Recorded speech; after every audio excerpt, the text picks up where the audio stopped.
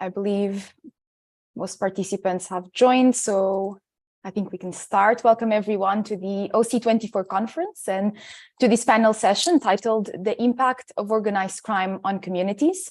My name is Patricia Neves. I am an associate at GI-TOC, the Global Initiative Against Transnational Organized Crime, and I will be the moderator for this panel today.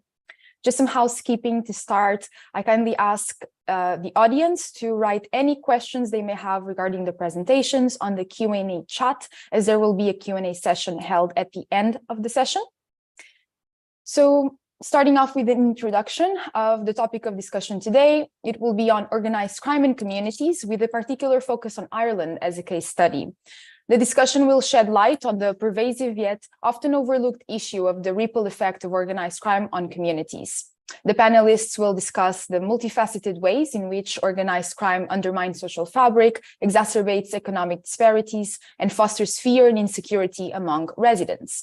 The collaborative efforts required to combat this threat and restore safety and trust in affected communities will also be discussed. So we will start by introducing our panelists here with us today. Ms. Trina O'Connor is a working community criminologist and co-host of Real Lives Untold podcast. With over 30 years of experience working and engaging with community workers, agencies, and statutory bodies, Trina is qualified with a master's in criminology from Dublin Institute of Technology, a second master's in comparative international criminology from the Department of Law in Maynooth University, and a PG in Irish law, and a bachelor's in psychology and psychotherapy. Trina lectures in universities in subjects such as criminology, social psychology, and community development. Trina has previously partnered with Forbes in the UK, providing webinars and network development workshops between the UK and Ireland. Welcome, Trina, and thank you for being here today. Then we have Dawn Russell, who has been working with the NLIFE Drug Project for 16 years and is currently the head of services for the organization. This organization provides frontline addiction services in urban and rural areas across Ireland. NLIFE's team work on an outreach basis to meet people who are pushed out of society, dealing with complex needs, and who are often victims and perpetrators of harms related to organized crime. Dawn is currently pursuing a PhD in philosophy, public health, and primary care. Welcome, and thank you for being here, Dawn. And lastly, we have Anna Quigley, who is the coordinator of Citywide Drugs Crisis Campaign, a network of community organizations involved in responding to the drugs problem in Ireland. Anna has over 30 years of experience working in community development and drug-related issues and has worked with Citywide since 1997. Anna has participated as a community representative on the national government structures that oversee Ireland's national drug strategy, including the current National Oversight Committee for the National Drug Strategy. Anna is also Citywide's representative on the EU Civil Society Forum on Drugs. Welcome, Anna, and thank you for being here. Without further ado, I will give the floor to our first presenter, Trina O'Connor, and I will start sharing your presentation now. Thank you, Patricia. I suppose first off, I'd like to say what a privilege it is to be asked to come onto a panel like this.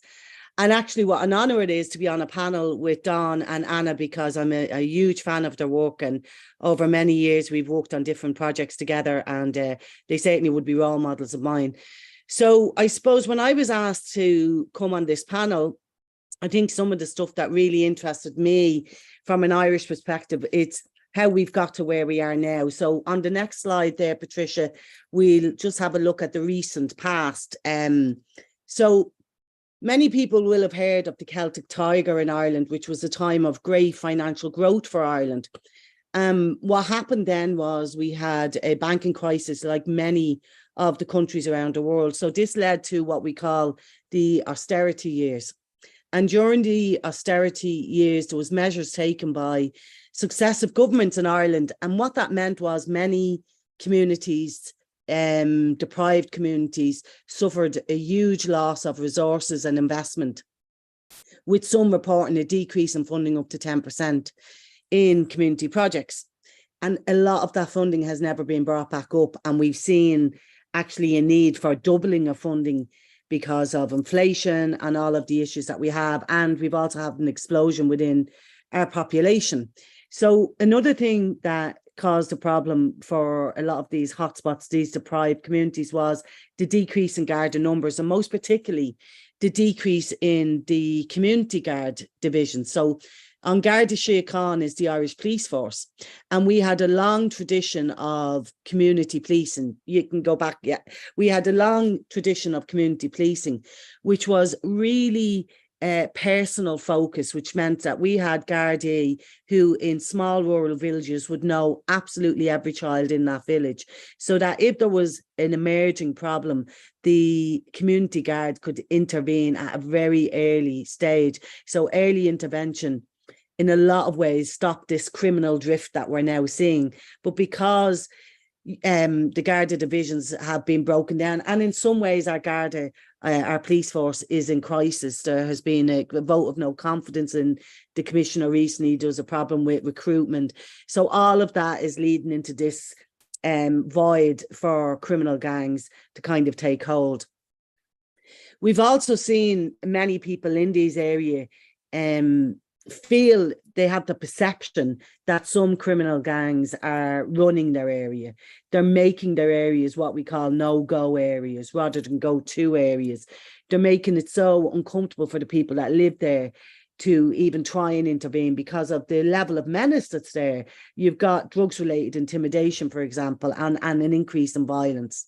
So within hotspots in our cities around Ireland, criminal gangs have in some ways created safe havens for their own activities. And also some of their activities is online, so it's very much hidden. So some of the residents that I would have spoken to over the years in my work in these hotspots would say that their areas have become lawless. They feel the young people in particular have become untouchable, and they notice that there is a more frequency in crime within the area. So the next thing that we're going to look at is, the next slide there, Patricia, is we're going to look at the theory of anomie.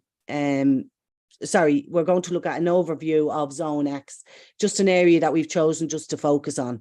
So in response to a feud that happened in Dublin, the Taoiseach's office came in and they created what we called a wraparound service, and they had a report that was done through the Taoiseach's office, and a task force was set up with guaranteed funding over a period of 5 years. So this created a new approach to create policies that worked for that area, and the idea was to create a template for areas that were suffering from high criminality and violence. Within that feud, something like 20 people eventually were murdered over a very short period of time. But it's reasonable, I suppose, for many people who work in that arena to suggest that the unprecedented rise of violent activity didn't just happen within that feud. It happened over the 15 years previous because of the on-street criminal activities that was allowed to fester. The nature of the criminal activities that we're talking about included the ongoing and increasing setup of grooming of young people into criminal gangs. Open drug dealing was and still is prevalent in this area, Zone X. Intimidation, which unfortunately brings a lot of people, young people, into what we call a dual status. So they may be involved in drug dealing, but they may also be the victim of crime because they've also been groomed into criminality, and they're too young to be able to have that agency in themselves to move themselves away from it. They could be intimidated into it. And for some young people, they can feel it's safer to be part of a gang, particularly in the hotspot of Zone X that we're talking about here. We have a situation where drug dealing is commonplace on many of the streets. And with the ongoing feud, it became really a very frightening place to be. I walked in the area during the feud, and there was armed guards on the police, which on the streets, which is not something that we would see as a norm. So that increase of Garda with arms in some ways was necessary, but also destabilised people's feeling of safety, because who wants to walk and drop their child to school and there's armed Garda on the street? So if you go on to the next slide there, Patricia, we're going to talk a little bit about anomie, which is this criminological concept around how areas can become imbalanced, I suppose, like we talked about in Zone X. So anomie is the imbalance of results when cultural goals are overemphasized at the expense of institutional means. So Bamberg, Durkheim and Merton all looked at anomie and looked at strain. And strain theory in some ways contributes to our understanding of community that I'm talking about. So it's a community where dysfunctionality and criminality has become the norm. It's a strained state. And this occurs where a community is in flux, which can often lead to criminal activities. So the area that I'm looking at, Zone X, is very much in flux. It's an inner city area. There's a lot of changes going on. Ireland over the last 15 to 20 years has changed in so many ways in terms of becoming a more diverse country, being much more open, and the different kind of industries that we do. So the industry of Zone X changed since the late 70s, early 80s. They experienced a huge drug crisis in the 80s, which would have been heroin at the time. And then it became a centre for financial services, which was very different to what that area used to be. So you can go on there for me if you don't mind. So a snapshot of the area. So the diversity between rich and poor in Zone X is very evident when you see the physical environments of the area. On one side, we have very, very low social housing facilities, overcrowding. We have low employment opportunities. We have low literacy rates, low educational prospects. And on the other side, and there's literally a beautiful brick wall dividing these two areas, we have the luxurious apartment complexes and the heartlands of the financial sector in the Irish financial services. And that's all existing within 1 square mile. So that brings strain onto a community. And the next slide there, Patricia, please. So when you have strain, under strain theory, Agnew argued that strain can lead to what we call affective states, including the critical emotion of anger. He further argued that subjective strain can lead to the different emotional responses, and further in 2006 stated that it's a method of responding to perceived injustice when individuals feel they have the right to what others have. So basically, we have young people who are living in an area where they don't feel equal, they don't feel valued, and they want what others have, and rightly so. I mean, I would encourage all young people to go for their dreams, but for them, maybe criminal activities may be the way to achieve status or wealth. So anger as an emotion, particularly amongst young males, can lead some young people to feel hopeless. They don't have any ambitions, they don't have any aspirations, and sometimes in that anger they can make really irrational decisions, because for many people in these areas that we're talking about, they do feel left behind by successive governments, and that anger is palpable from a lot of our citizens. So we're going to look at the next one there, Patricia, please. So I suppose when I looked at the research when I was preparing this presentation, I really, I suppose, pessimistically realised this is nothing new, because I'm around a long time. I'm 100 years old at this stage. So I'm like, we've talked about this for years and years, you know, and the research that I examined showed that what is happening in Zone X is not a new phenomenon in Ireland. It's this increase in youth criminality can be considered, I feel, an eventuality when you put strain on a population with low employment opportunities and high levels of hopelessness and low educational attainment. And that is what we call institutional anomie, which is on the next slide there. So I won't read through all this, but basically it was argued by a lot of people in Zone X that until the feud happened, the citizens in this area felt that this community had been treated with utter disregard, I suppose, in terms of the lack of provision, in terms of relevant interventions, early interventions. And the calamitous nature of that led to this criminality taking hold. So we now have criminal activities that are embedded. They are moving away more and more every day from the acceptable social norms of that community, because this community is a community that at its heart is all about, you know, building resilience, building community capacity, helping each other out. What we found during this feud was we had neighbour turning against neighbour, and that never happened in this community. So institutional anomie is something that I've seen across quite a lot of hotspots around Ireland, and Don and Anna will probably speak to this as well, more lived experiences there. So what can we do? So we can look at different techniques that are being used around the world. And one of them that has been employed by this task force is crime prevention through environmental design. So it's only one thing. I mean, we need the wraparound services and we need a multidisciplinary approach to organised crime. So basically, this is about illumination. It's about cleaning up the area. It's about creating pride in the area. And this was used before in an area in Dublin 17 where there was a lot of kind of closed in lanes, no lighting, a lot of really good street corners for criminal activity to happen. So what they did was they actually flipped the houses. They made the back gardens, the front gardens, and opened up all the spaces. So that's one of the theories that's being used. So you can go on to the next one. This is just more examples of crime prevention through environmental design. I'm just conscious of time. I just don't want to go over. So you can see there, larger scale projects are redevelopment of derelict sites. And as I said, opening up fencing, trees, creating a much more natural environment, and providing sporting facilities is very important as well. You know, coattailing on the Icelandic model. Now, the next slide we're going to look at, and many of you will know about this theory. So the theory of the broken window. So if you leave a broken window, more will get broken. And that's why the dereliction in many of these hotspots where criminality is a problem really needs to be looked at in the first instance. So many people will know about that. So that was Wilson and Keeling, and they introduced the broken window theory, I think in 82. So it's about maintaining, monitoring urban environments to prevent small crimes and vandalism, and public drinking as well, and public drug taking, what we have now. So I'll just move on now to the next slide.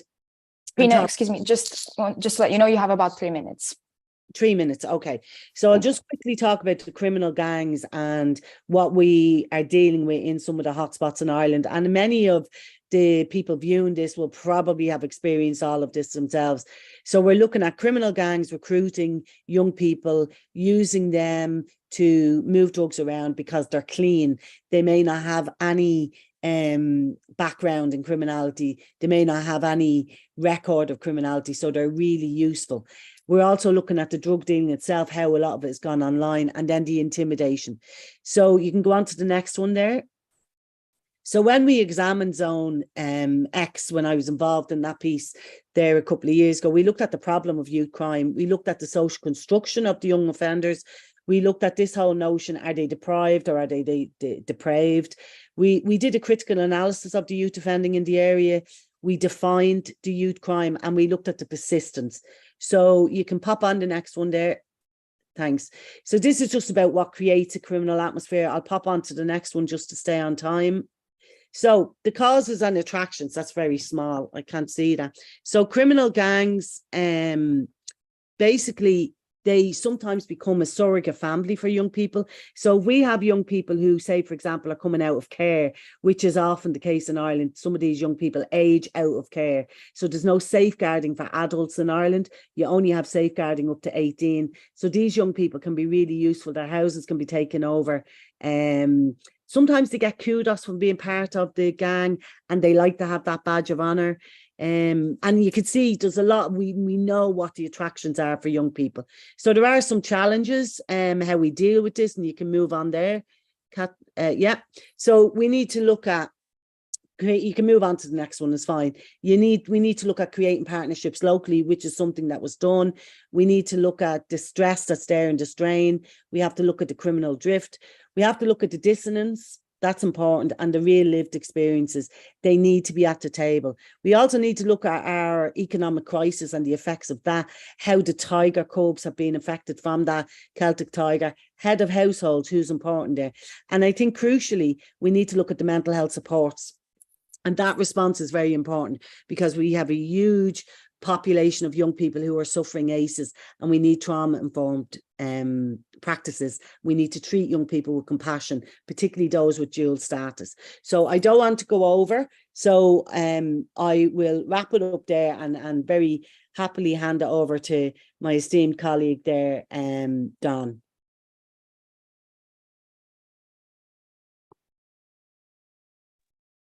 Thank you, Trina. Thanks a million. I'll just fire ahead. I don't have a slideshow to share because what I'm going to share is the lived experience and stories of the people we work for who live in a lot of the communities that Trina just explained. So I thought it was better not to have slides. So just following on from Trina's presentation, I'm going to zoom out a little bit geographically, because I'm going to talk to you about experiences that people are having in areas that Anna Liffey works across Ireland. Anna Liffey, as Patricia said at the start, is a frontline addiction agency, and we work for people who are entrenched in addiction and have complex needs. So they're particularly the people that I'm going to talk about. So I'll zoom out geographically, but then I'm going to zoom in a little bit more to talk about the impact of organised crime on a very specific cohort of people. And Trina mentioned them in her presentation. They're the people who are both victims of organised crime and perpetrating organised crime as well. So first of all, Anna Liffey works in a number of different areas across Ireland. And the point I want to make is that organised crime impacts in very rural areas as well as very urban areas. It's often thought of as an urban issue. The community I'm from is a very rural community. It's dairy farms. It's hard to get a bus to go to a teenage disco. And the reason I work in addiction is because I saw the impact of organised crime and drug dealing in my very rural community in the late 90s. So it's not just an urban issue, and it's not just maybe the stereotypes of some of the communities that go around in people's minds when they think about the communities who suffer from organised crime. But it is an issue for marginalised, impoverished and structurally ignored communities, and that is the common theme. So looking at the people we work for and whose experiences I'm going to share, they are community members. So obviously we work for people who are from new communities, and we've more diverse communities in Ireland. We work for non-Irish people, but the vast majority of people we work for are Indigenous, born here in these very marginalised communities people.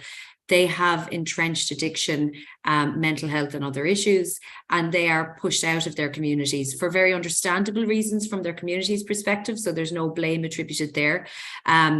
But I just want to, I suppose, make the point that they are community members, and sometimes they're seen as a subsection of community. Often people focus on the impact of organised crime on parents, family members, communities, families who aren't involved in the seedy underworld of organised crime, and they are important and valuable, but that allows us to skip over people who are more complex, or families who are more complex, and who maybe have financially benefited from organised crime on the one hand, but experienced huge familial trauma from it on the other hand. And they are not to be ignored, because they're a large part of our community and the people that Trina and Anna and I work for.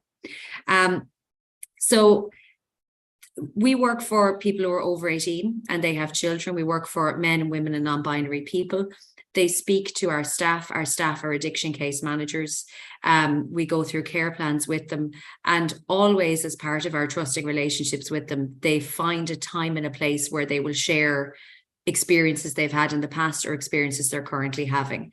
And so the stories that I will go through and link in the back to themes are lived experience of people we've worked with, specifically since I've worked here over the last 16 years. They're people I know, and some of it is triggering. So just, you know, take care of yourselves as you're listening to it. But I suppose when we discussed before the panel how to explain the impact of organised crime on people, we did decide that I wouldn't use flowery language. And, you know, sometimes high level terminology to discuss really violent situations can actually just diminish it. So I will speak very plainly about what happens to people.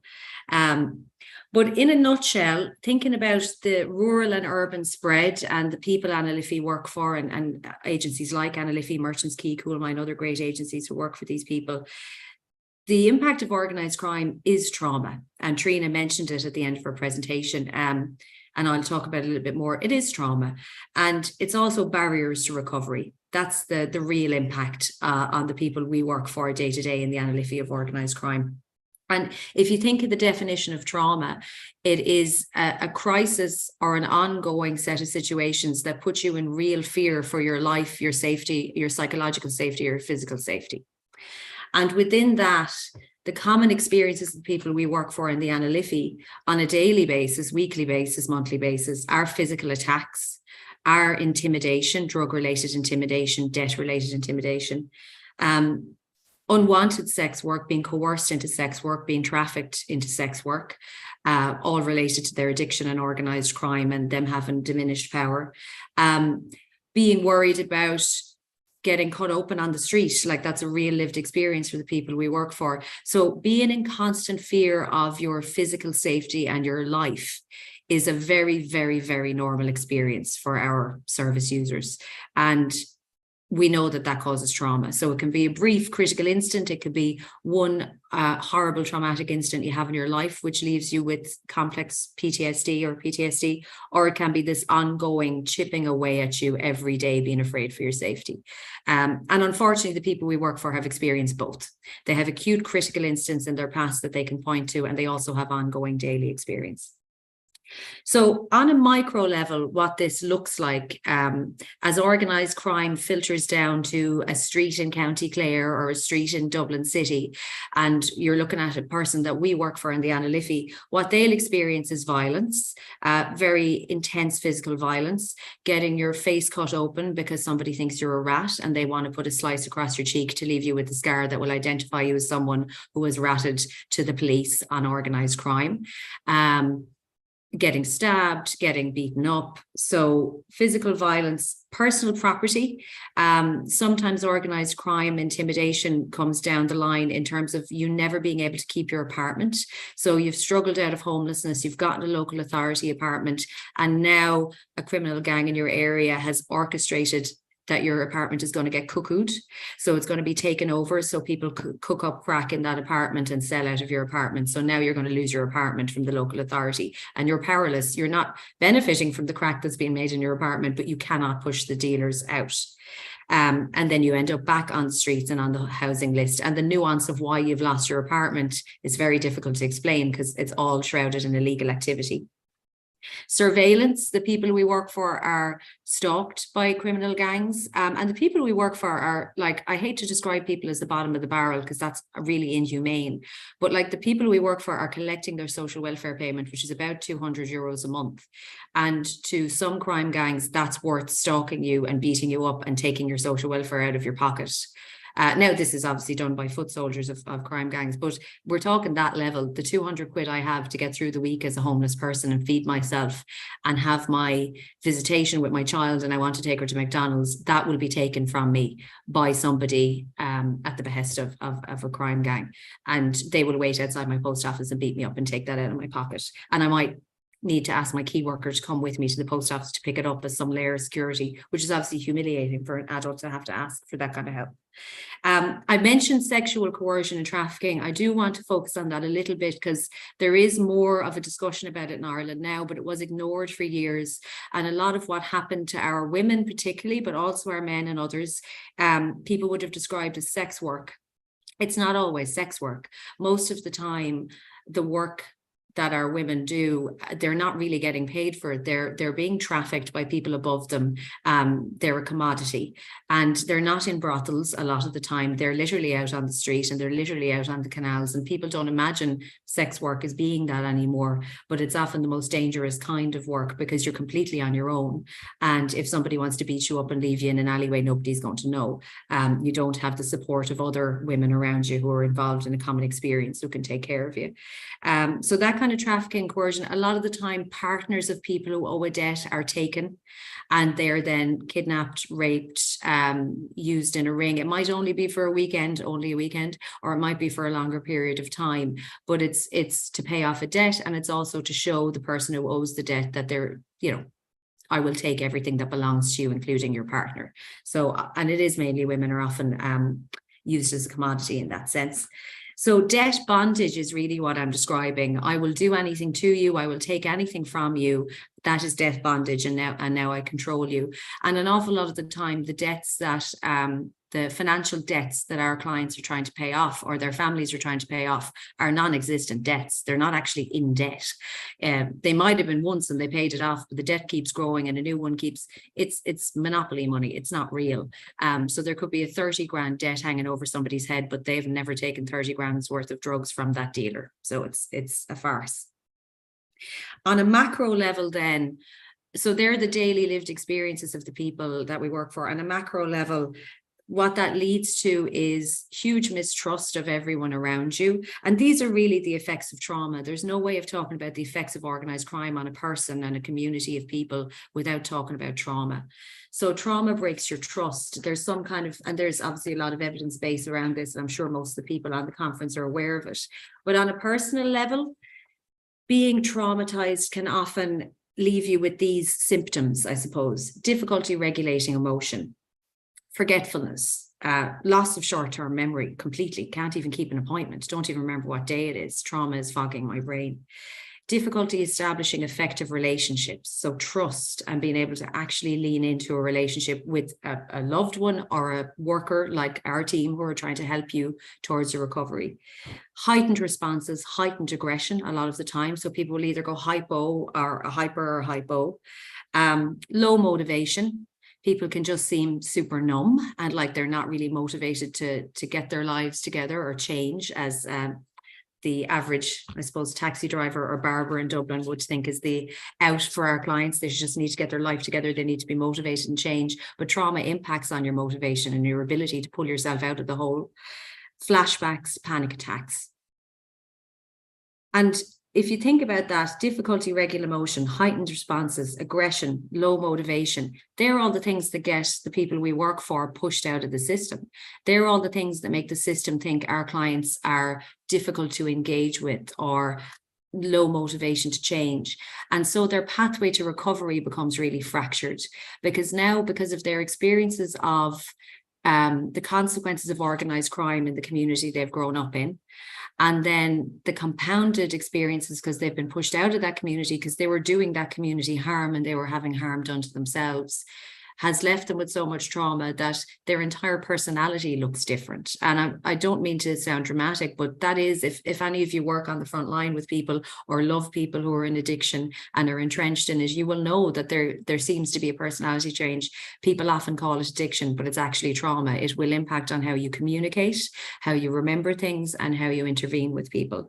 And I suppose I've other kind of examples of things that have happened to people that I can share in the Q&A section if it's right, but I won't go through them now because just in the last couple of minutes, it's really just kind of circle back to the really sad fact that for this specific population of people I'm talking about, who are the children of the generations of people who went out and they're the grandchildren of the generations of people who went out and marched on the streets to try and raise awareness of the drug-related intimidation in their communities. They're the children of kind of the first round of people who got eaten up by addiction in Ireland, and they're having their own children now.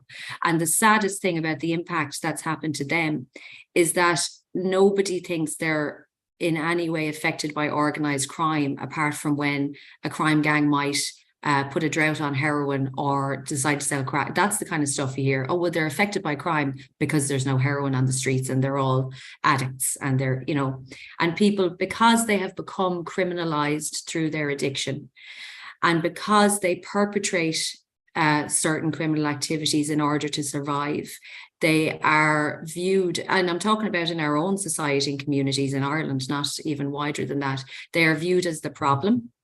And they're not viewed as the victims of organized crime. They're viewed as, if we sort all of those people out, then our community will be better. And that's the real kind of stinger in it for me, is that sometimes when we focus on healing communities and healing trauma, we keep leaving this group of people out. And if we don't heal this group of people, we can't heal the community that they're from.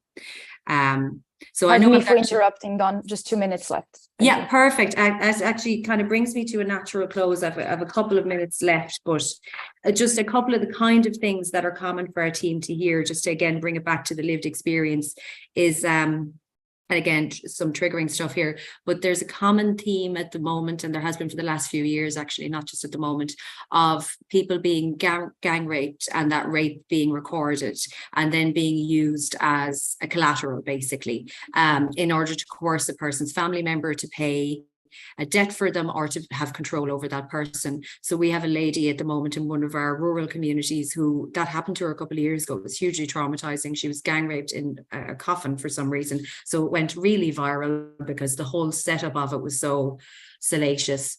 And she has gone through rehabilitation actually and has come out the other side, and now that video has resurfaced. So again, thinking about someone's pathway to recovery being absolutely exploded. That's really challenging for her now to keep her head above water. And we do have a lot of our men as well who we work for who told us that they got into harder drug use, especially in one of the cities we work in, because they were about to be initiated into a gang to sell drugs and they didn't want to. So they knew if they took up heroin use, this was obviously a few years ago, or crack use, they would not be used by the gang to move weight. And that's why they chose addiction over a gang-related life. So yeah, so I'll leave it at that and pass you over to my colleague, Anna.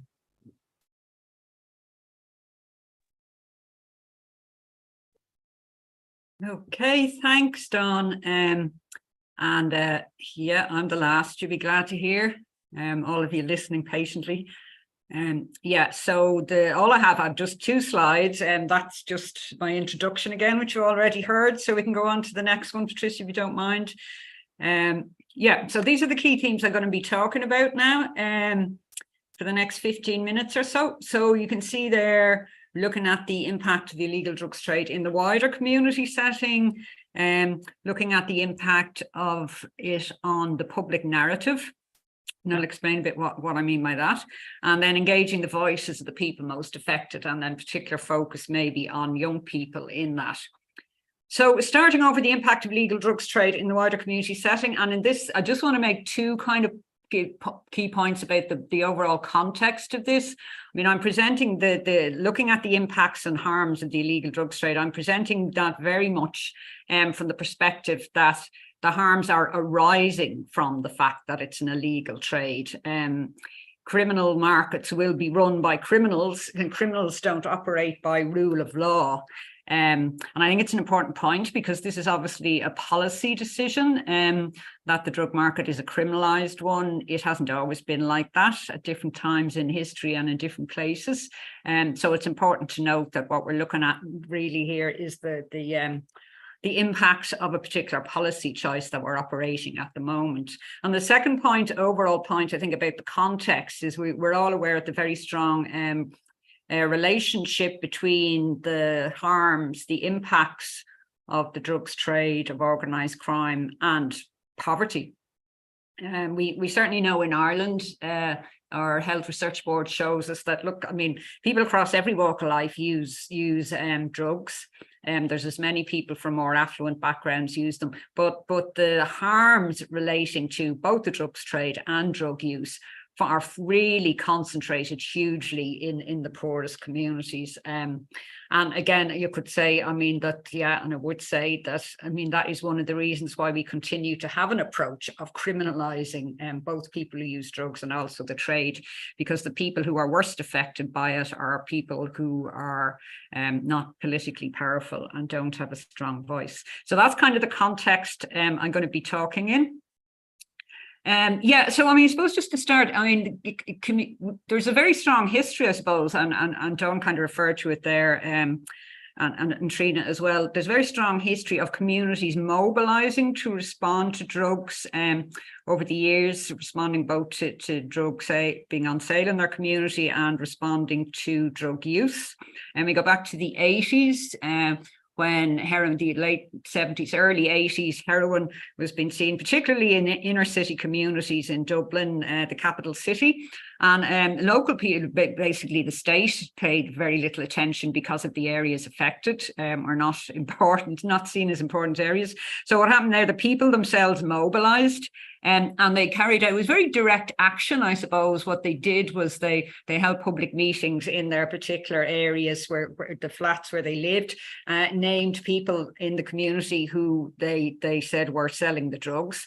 And if those people didn't either stop or leave, they would go to their doors, kick their doors in and throw them out. So it was very direct action kind of stuff.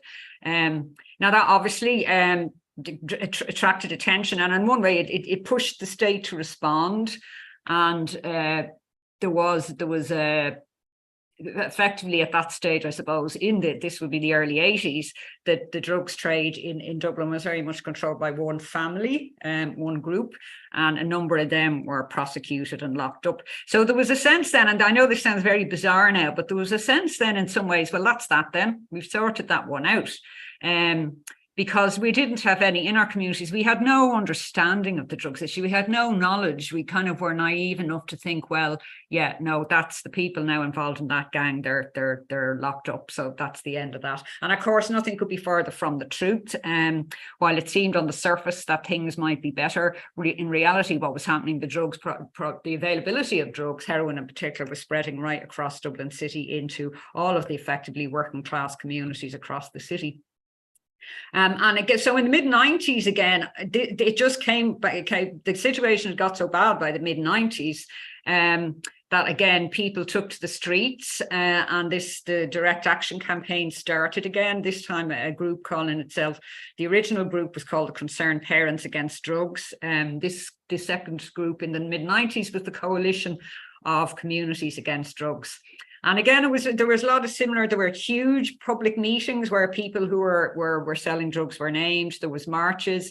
There was patrols in local areas. Those kind of activities were going on. But at the same time, interestingly, some of the community leaders who had been around in the 80s were saying to each other, "Look, hang on a minute. We did all this stuff 10 years ago, and now we're here having to do it again. So obviously, this is not the approach that's going to work for us." And they also realized what it does is it turns communities on each other. It's like people in a community are blaming each other for issues that are not their responsibility. So there was a decision to turn the attention to the state and to the government and to the statutory bodies who actually had responsibility for dealing with this issue. And that did lead to the state responding. So I suppose in terms of that community mobilization in the 80s, 90s, I suppose the biggest, I suppose, result of it was the fact that it pushed the state into responding to an issue that they were very slow to respond to because of the people it affected, mainly in poorer areas. So in the years since then, obviously, like in a lot of those areas, the whole drugs issue, it's just become embedded, really deep rooted. It's endemic. The trade is obviously bigger, it's more diverse, and has been spoken of already, the levels of violence, intimidation, threats, fear have gone up very, very significantly. And obviously one of the results of that is that that kind of community mobilization is not happening anymore. Certainly people are not mobilizing around the issue of the availability of drugs in their areas. And I think and what is often overlooked, I think, but it's crucially important, one of the most devastating impacts, and Trina and Donna both touched on it, one of the most devastating impacts, what we're looking at is communities where and this is the case really in most communities that are poor, are struggling, are marginalized in some way. People have a massive dependency on each other. They have a massive dependency on family, on neighbors, because they don't have adequate sort of social services. And you only survive because you've got all these people around you who you've got your networks to keep you going. If you're stuck, they help you out. People are each other's supports. So within families, within neighbors, those kind of bonds, the solidarity between people, the connections are absolutely crucial to their quality of life and their survival.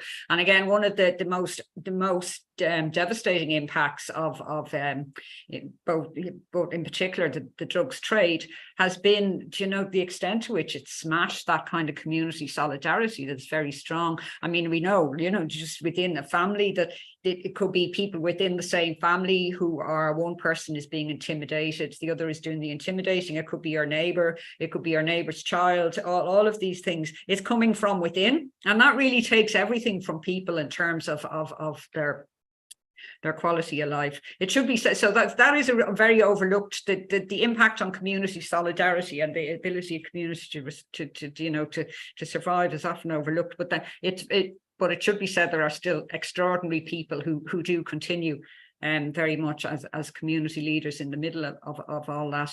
And I'll come back to that at the end. Moving on to the impact on the public narrative, and I suppose the reason I talk about this is that the whole narrative around organised crime and drug gangs, it dominates the public narrative in a way around the drugs issue. And this is something people will be familiar with in all countries. It's not just Ireland. That in the media we have criminal gangs are given names, the individuals involved in them are given names, nicknames, they become personalities. Then Trina referred earlier to the feud, then you have a feud, and there's a huge amount of coverage in the media, and we have to be honest and say, look, it sells papers, people are interested in it, for some reason there's something in human beings that we we like that sort of stuff. And there's a series called Love Hate that was shown in Ireland about gangs, as they're called. And that was one of the top TV shows. But the big issue with this is, and the big problem with it from the point of view of addressing the issues, is that all of that public narrative around gangs and organised crime, it frames the drugs issue as if what it is about is bad people doing bad things, and it reduces to that. It becomes a moral framing, and that is a huge negative issue for us, because when we're trying to further the discussion around decriminalisation, and I'll touch on it at the end, hopefully we are getting close in Ireland to where we will be looking at decriminalisation of people who use drugs, you're getting somewhere on that issue, and then it's all just blown apart because something happens in a feud or in a gang, and again that narrative of bad people and bad things dominates. And I just particularly want to make a point around that in relation to young people, and Trina talked about this, like that moral framing is particularly strong when we come to young people and their involvement in criminal gangs, organised crime, because again, and Trina talked about, and it is very real, that the grooming is something that's very real and a very serious issue. But again, we fall into the thing of it being a narrative about bad people doing bad things. And it's like up to the age of 18, we want to protect our children, but the same young people, once they become 18, they become part of the bad people, because our media narrative, our public narrative around the young men who become involved in the drugs trade, the young men who die in the drugs trade, who are killed, the public narrative is like they do not count, they brought it on themselves, they're getting what they deserve. So it's back to that moral judgment on them, that, this is the generation we should be focusing on for how we move forward. And in fact, we're just making a judgment on them that they're not worth it. And in 2019, we were involved in a piece of research with young people. And again, I just think it's worth, I'll just very quickly just read out one of the things it said, because I think this is a perspective that we need to focus on in terms of basically young people becoming involved in the drugs trade. And just what it says briefly: drug distribution operates in the shadow of the formal economy, and it involves the recruitment of labour based upon incentivising and enticing young people. And they view it as a type of work which is very attractive for young people. It's a means of accessing consumer goods, and young people's aspirations are channeled into considering drug selling as an alternative to precarious labour, which is often the only kind of labour. So we've got to take that kind of a broader view of the reasons why young people are getting involved. If you're living in a community where the drugs trade is endemic, when you're in this kind of situation where it seems to be a viable option from an economic point of view, then obviously we need to be engaging on those broader issues, and Trina referred to it, those broader issues. And this is one thing I think it's really important to say, and this is a piece of wisdom from a very dear friend of ours who unfortunately is no longer with us, Fergus McCabe, who is still a legend in Ireland in terms of drug policy and youth work. And he had this amazing phrase that because when you try and have a discussion around young people in particular in drug issues, and you start talking about, well, there's reasons they get involved, you are accused of, you're excusing the things that they do. And Fergus had this amazing phrase, which always stayed with me. He said, understanding and excusing are not the same thing. And I think that's one thing because when we hear all the stuff around organised crime and intimidation and violence, the moral narrative pushes us into that. If you try in some way, try and understand what's happening, you're excusing it, but you're not excusing any of that stuff. But if you do not try to understand why it is happening, we are just going to keep repeating. And that's all of those broader economic, social issues around poverty, and issues around the concentration of poverty are a key part of that. And we have to realize that, or we're going nowhere. Just a couple of points to finish on, I suppose, which is because it's a very difficult picture in Ireland at the moment around what's happening in our communities, but there are a couple, I think, of positive things that we can focus on. We have to say politically we're probably lucky in that our politicians tend not to use the drugs issue as a political football maybe as much as they do in other countries, and at the moment in particular we have quite a strong cross-party agreement, certainly around decriminalisation and the need to look maybe at some options around regulation. We also have what's called a citizens' assembly on drugs going on at the moment, which is kind of a forum for deliberation with wider citizens. And that certainly is finishing, it's having its last meeting this weekend, and it certainly seems to be moving towards recommending at least that decriminalisation for personal use, or for individual people, that will be recommended. Doesn't mean it'll happen, but it'll be recommended. So we are lucky in that sense that it's not to say it never happens, but we don't have a sort of a strong tradition of politicians using the drugs issue politically, which happens in a lot of countries. The second thing that's very positive, it's back to the voices. This is something that's really starting to come through now. We've had a number of years where community voices have been weakened, not, it has to be said, through the fault of the community, but just that from a state level, they haven't wanted to hear them anymore. But we are now seeing, I think, kind of a resurgence of those strong voices coming forward, particularly the voices of people who are using drugs, but also people from our communities who are very, who are committed to bringing about change, even though, it's in the situations many of our communities are in, it's such a complex issue. As I say, the underlying issues of poverty and marginalization are huge challenges, but there are positive things going on. And I should say as well that in our role and working in communities, obviously we're looking at the most marginalised communities. That includes both the geographic areas like our working class communities, but it also includes the communities of identity. We have our own ethnic minority community in Ireland, traveller community, who have always experienced a huge amount of racism and discrimination, and we now have obviously a growing ethnic minority and migrant population, and again the risk of racism and the actual reality of racism is part of their experience, and also to our LGBTI plus community and trans community. These are groups, as minority groups, who are at particular risk of having problematic experiences with drugs, along with the people from our poorer communities.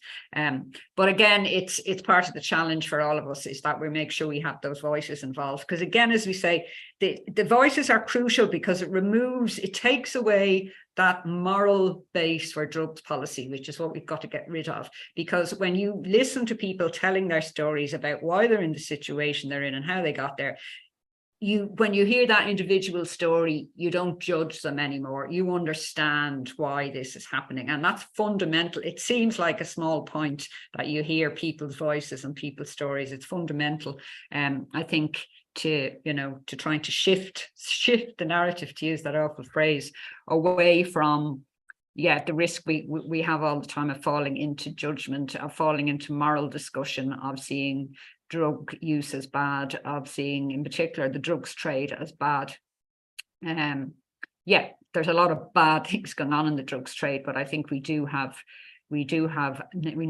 the understanding of why that is to start doing something about it. And again, I would go back to the point I started with, that the issues I've been talking about here, the impacts and the harms, are ones that do result directly from policy decisions that we make as societies, and can be never solved. You don't solve these things, but they can be made an awful lot better by making different policy decisions. So I'll leave it at that.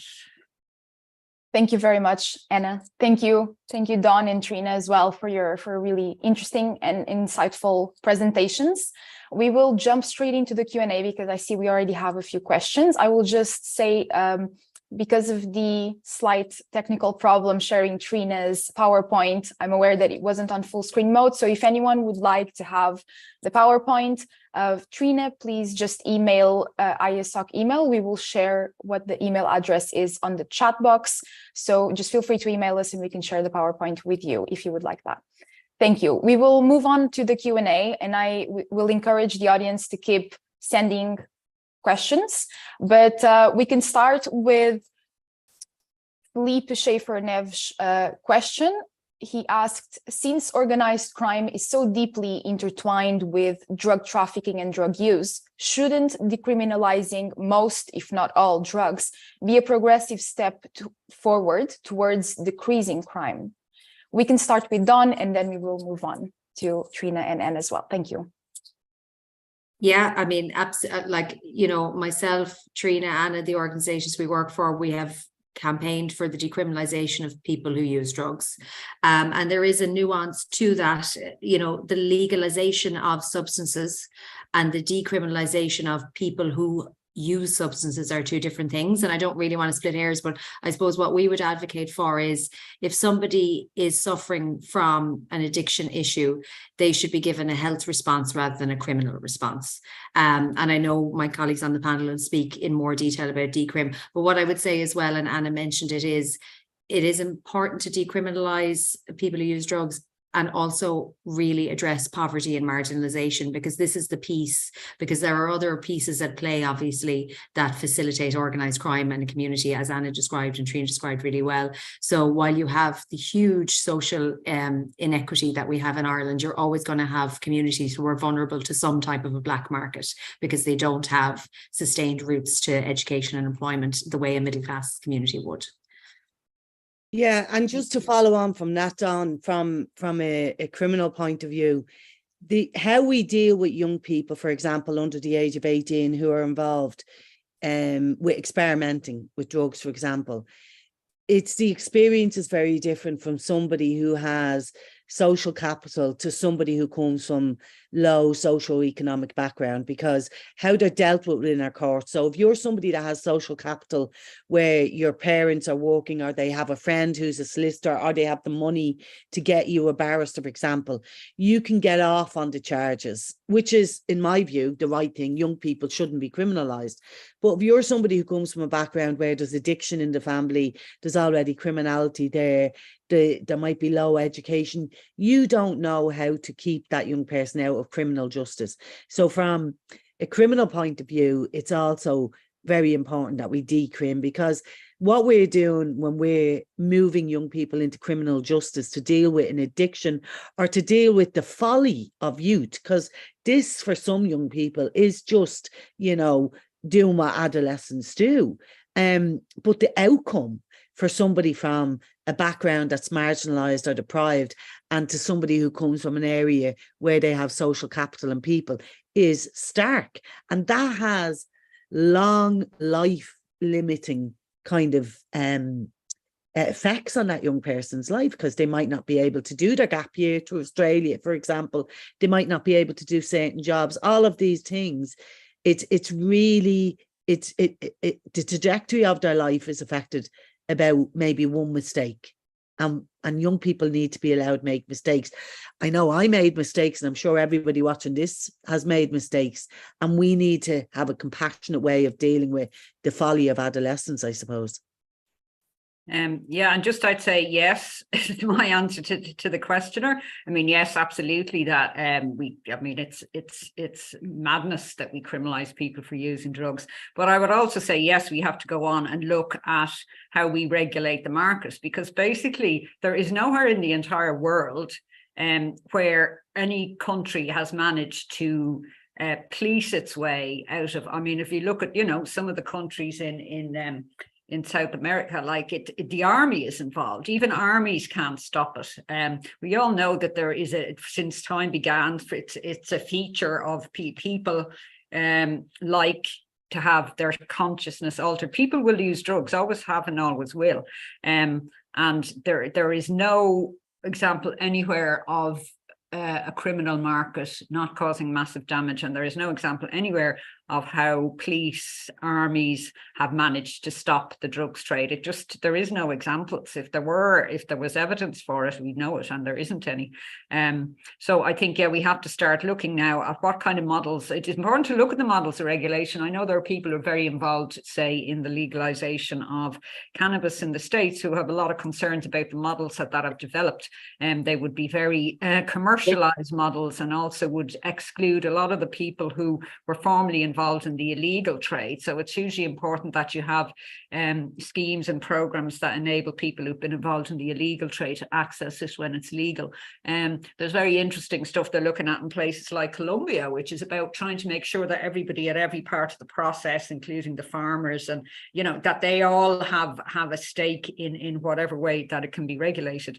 So I think yes, we have to. I mean, regulation is more complicated. But I think we absolutely, there is just we can't continue doing what we are doing, because there is no evidence to show that it's effective. And we had a massive seizure off the coast of Ireland recently. I can't remember the amount of cocaine that was seized. It was a massive amount, and it makes no difference whatsoever to the international trade. None. Nobody bat an eyelid in the international trade. So it's stop wasting our time, wasting our money, but also causing all of these harms to people unnecessarily. It's just, so let's start looking at how we do it. That's what I'd say. Yeah. Thank you, Anna. Thanks, everyone. We all have another interesting question from Antonio Sampaio, who says, thanks, really interesting and gut-wrenching discussion. I focus on urban violence and governance here at the GI-TOC. I wanted to ask about the problem of framing young people getting caught up in the drugs trade as bad in public perception. What is the speaker's view on the difference between organized criminal groups, such as gangs, and vulnerable young men, mostly, that get involved in illicit markets and violence? Trina, would you like to start? Yeah, I think this is really tricky, particularly for the community. So if you've got a playground, say, in your social housing, and the young people from your social housing are using your playground as an area for drug dealing, it can be very hard for communities to have compassion for them young people. They just want them gone, and you understand why. So it's about providing the alternatives for young people, and that is resource heavy. What we're looking at there is we're looking at psychological support, we're looking at educational support, we're looking at family support. It's about wrapping services around that young person and their family, because for many families, sometimes the young person can be so challenging in the home that actually having them out of the home, even though their drug dealing, can be a respite for the family and for the other children. So it's about identifying all of them issues that the family have, because in general, it's not just one person. It affects the whole family and the extended family. And also you will see in some of our social housing, young people who go to work because they look at it as a career, and that block is where they travel to every day. So that can be extremely difficult for people to stomach as well. They want them arrested. So how can we appeal to their nature as a parent themselves and say, you wouldn't want your child to be arrested? Because very often in Ireland, until somebody comes into the criminal justice system, they don't get any intervention. So that piece there needs to be turned on its head, and we need to create a net widening piece and an understanding, and restorative justice needs to be used, and processes need to be used more, particularly when we're dealing with youth offending, I feel. Could I just say maybe something quickly on that I think well, this will sound very I suppose maybe abstract or something, but the best thing we can do for young people who are vulnerable is ensure in our communities that the best option available to them economically to earn a living, to live a decent life and have a quality of life, is the drugs trade.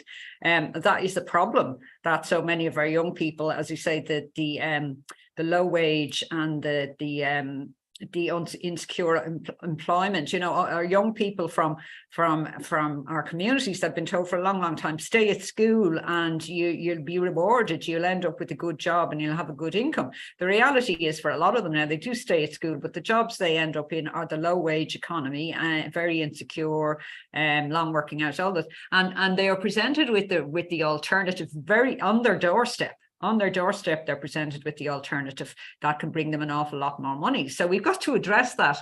You know, that as long as that opportunity is available to young people, there is a rationale as to why they get involved in it. Again, and the best way of protecting young people from becoming involved in organised crime and moving on to become part of an organised crime organisation is not having those organised crime organisations operating in their local areas as part of the drugs trade. Because, yeah, effectively, the young person who is vulnerable, and there's all those kind of definitions mean different things here, but the young person, it's like I say, we want to support the young person up till they're 18, but then they become the bad criminal when they are 18.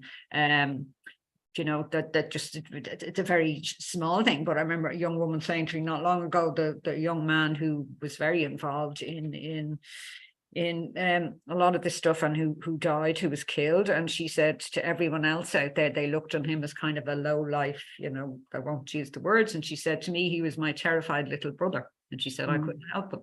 So, you know, I think there is an issue. We have to ask ourselves the question, why are there young men who see getting involved in the drug trade and they're aware of all this stuff that happens? They're aware of the violence. They're aware, they see the young men around them who are dead. They visit the graveyards. They know the possible outcomes. I suppose when you're young, the arrogance of youth, you think, I'll be fine. I can get out. It won't happen to me. But we've got to be, we shouldn't have communities where that is seen as one of the best options from an economic point of view. That's fundamentally what it's about. It's an economic issue. You can make money. And it's one way of making money for a lot of young people who wouldn't otherwise be making that money. So I don't think we can simplify it. I know that the broad, you know, people get fed up when we get into that broader social stuff, but we can't really address it until we address that, I think. And people, and just exactly like, just to state the obvious, just looking at the question there in the chat box and about, you know, we can't stratify people like that. We can't simplify people down. And I don't think it's what the person who asked the question meant, but there aren't people who are not involved in the drug trade and then people who are, and that's it. It's much more complex than that. As Anna said, like, there are people who've got multiple different identities and they have very valuable identities in their community, and then they're also involved in the drug trade. So in a way, there can be a tendency to want to over focus on education and prevention. Now, we don't have that in Ireland. We don't really have as much education and prevention as most of us would like to see, and we want to see more of that. But there can be a tendency to say, well, we'll just focus on the people who aren't already sullied by the system and try and redeem them or help them not to get sucked into it. And in a way, give up on the ones who already are sucked into the system. And that is a false economy, because there's a lot of talent and a lot of recovery capital within the people who are dragged into the drug trade but are redeemable, for want of a nice way of saying it. And we have a project working in Area X that Trina described, and the project is in partnership with the police, and it is to target supports at people who are on the street selling drugs and kicking in doors and have their own issues. And those young men are signing up, and they're the exact kind of physical stereotype of the young man that most people are probably thinking about. They're signing up to our supports. They're wanting pathways to change. And if you can support some of those people out of the system, they are powerful advocates for change, as well, much more powerful than me, because they've lived it. So I would just kind of caution against any model that oversimplifies people who are involved and people who aren't, because it's, as Anna described, it's much more nuanced and complex than that. There's a lot of people that have their hands in a lot of nasty elements of the trade, but are really trying to find their way out and are also doing good work in the community. It's just, it's never that simple. Thank you, Dawn, and thank you, Trina, and as well. And there's a second part to this question where Antonio also asks if it's possible to separate the organized and the more grassroots sides of the community violence problem. Anna, would you like to start? The organized and grassroots sides of the community violence problem. Yeah. I'm not sure what the grassroots side of it is. I mean, the violence is a part of it. It's of the drugs trade. It's an illegal trade. So in the communities where that trade is, as we say, even though drug use is across all, all walks of life and every part of the population, the impacts and the direct activities of the drugs trade take place in particular communities. And so it tends to be people within those communities who are involved. Certainly on the ground level, they are involved in the trade and will be involved in levels of violence around it. Now, obviously, there are people at higher levels in the trade. We all know about banks and corporations that have been fined massive amounts of money for their engagement in managing the money and so on. But obviously on the ground, again, it's important to say that it's the use of the drugs is spread across every walk of life, but the actual direct impact and the visible drugs trade and the direct impact of it in terms of the violence, in particular amongst young men, but more increasingly, unfortunately, involving women too. That isn't something that's grassroots or endemic to those communities. That is something that's endemic to the drugs trade. I think that's an important distinction. These are not communities or people that are inherently more violent or more inclined to be involved in violence than anybody else. It is simply once you become involved in the drug trade, I suppose I'm saying is at the sorry to use the phrase, foot soldier level, then you will be ending up involved in violence. If you're involved at the very high level, where you manage the finances and the legal stuff and all that, you won't. It's a reflection of society, I suppose. It's a reflection of the business model, where the people who generally deal with all the difficulties are the people who are on the lower levels and the people who are removed from them. Higher levels in any business, really, I suppose. I don't know if that answers the question, because I'm not 100% sure I understood it right. Just to add to what Anna's saying, I think whenever we talk about grassroots violence, we have to acknowledge, and the research will tell us, that when poverty increases, we see higher levels of violence. So that's that whole kind of strain that's on people, because violence is a response for some people to frustration of their society. And then if you couple that with somebody who's actually using drugs, which will disinhibit them anyway, and then you've also got young people who may be almost fighting their way through their community in a physical violent way to get past the street corner gang. So it's about, manning up. It's about creating a hard image for yourself. So violence is so complex, and violence is also used to control.